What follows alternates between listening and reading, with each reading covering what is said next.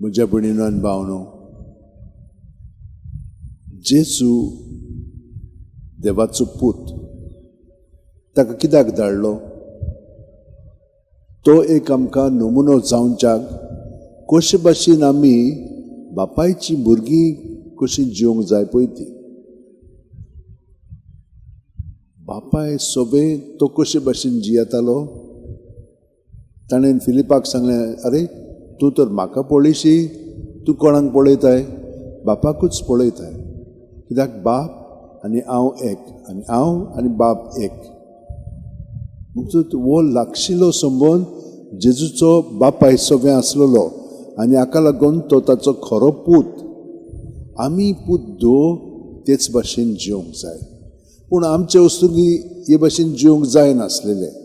ताका लागून जेजूक ताणें धाडलो आनी जेजूचेर नदर मारून आमी कशे भाशेन जिवंक जाय तें ताणें आमकां शिकयलां. पूण तितलेंच न्हय, तो तें करूनय घेता. कित्याक बाप्तिस्मा वरवीं जेजू आमचे सोबे आनी आमी जेजू सोबे आसा. तर हो लागशिल्लो संबंद ताणें घडून हाडलेलो आसा. आनी हाका लागून जशें आमी विमानांत बसता आनी तें विमान आमकां व्हरता, ते भाशेन आमी जेजू सोबे आसली की ना, तो आमकां व्हरता. ही व्हरोंक जाय तो जाणो. तो ही व्हरता आमकां बापाशी व्हरता. कित्याक कोणाचेरूच देवाशी वचोंक जायना, बापाशी वचोंक जायना बगर जेजू वरवीं. हें स्पश्ट ताणें आमकां सांगलां. हें सगळें आमचे सोबे आसा, फकत आमी जिवंक जाय. आनी कशे भाशेन जियेतले हांव पवित्र आत्म्याचो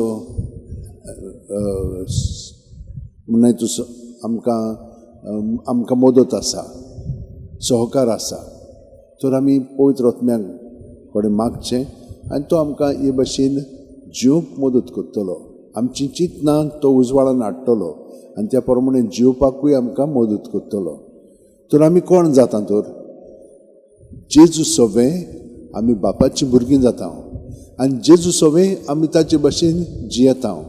आनी तो आमकां सगळ्या जाणांक सगळ्यांक एकठांयता आपणाची.